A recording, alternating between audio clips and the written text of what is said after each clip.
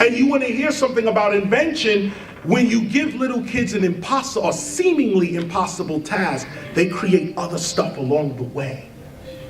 They discover themselves along the way trying to get to the impossible task. This is again the purpose for God. The purpose for an infinite being in your mind is so that you never get tired of yourself. That there's always something for you to reach for, always something for you to go, something always exciting. God is always one step ahead. But no, not if you're a scientist. If you're a scientist, the universe is dead. It is a thing, it's not organic. It is something that its laws, once understood, can be controlled. And what's so interesting is this new science, or not new now, but this new talk on quantum mechanics or quantum physics. I'm gonna end now, I'm going off. But I'll say this about quantum mechanics, quantum physics, is that it's said in the quantum theory that if you look at an atom, it's fixed in one position. But if you turn your back on an atom, it's in superposition, meaning that the world of atoms, the atomic structure of material reality, atoms are outside of space. Certain atoms can be in China and in America, and if you affect one, the minute you hit one, another one, the same thing you did to this one will happen to this one. They call it being co-located. This idea of atoms not being in fixed positions in space, meaning that if I'm not looking at an atom, it's everywhere. It's in superposition. It could be anything and be anywhere until I look at it. Once I look at it, the observer collapses the atomic structure and it becomes whatever my perception tells the atom to be. This is called sight. Everyone knows that sight is not out there. Sight is in here.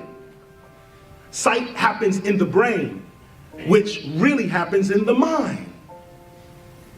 And so the reason I bring this up is because quantum mechanics says that the observer is creating the reality that the observer observes.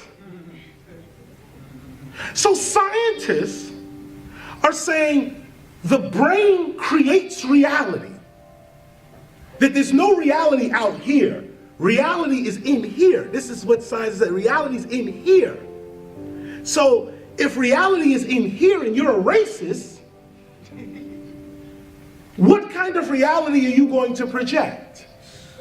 And project to yourself only. Look how fast God is.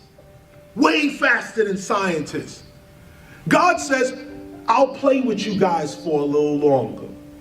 Y'all trying to figure out the universe through mathematics and all of that. Okay, here's how I'm gonna do y'all. I'm gonna show y'all quantum mechanics. Basically, I'm gonna show you a mirror. They don't realize that the universe is alive. How can there be life in the universe and the universe itself not be? How can a dead thing create a live thing? The universe is alive and it thinks. We are it. We're it. Right now the universe is talking to itself. Having a conversation with itself right now for whatever purpose it wants to fulfill. So scientists trying to use Galileo's equations, mathematics is the language of the universe. That's wrong. Galileo's wrong on that. What is the real language of the universe is intention. This is what the universe is really looking at, intention. And we got that now through genetic sciences. I'm giving you these titles so when you leave, do the study, do the follow-up research. Genetics, the genome. People are realizing now that your environment is way more important than even your culture. That the environment you're in, your genes are responding to the environments that you're in. Imagine that.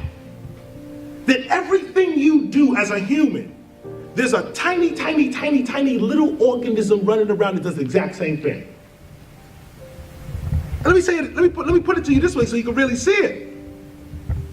You are only a collection of cells.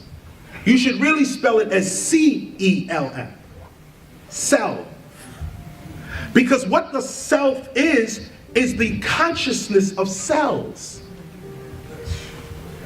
Cells reproduce, they talk, they have waste, they have a job and a function. Every cell knows what it's supposed to do. These are little thinking beings. And when they unite, they make you. The way you think is what they are thinking. When you say, I'm hungry, it's not you that's hungry, it's your cells that are hungry. You are the slave of your higher self, C-E-L-F. You are the servant of your higher self until you become your higher self, then you're free. This is why they say you are born a slave. You're a slave to yourself. You're a slave to the addictions that your cells want. You're a slave to the made-up realities of your language. You're a slave to your fears and this kind of thing. Once you realize that I am the eternal, immortal being that speaks without this body, has existence without time and space, once you really know that, you start moving like that, and then reality starts playing with you. You start reading things right in the nick of time. Some message comes to you right off the wall. Nobody else see it. You're the only one to see it. Why? Because your perception is such. This is how you get over. This is how you get past. This is how you compete. Never compete is how you compete. The ancient way. This is the ancient way. You don't compete.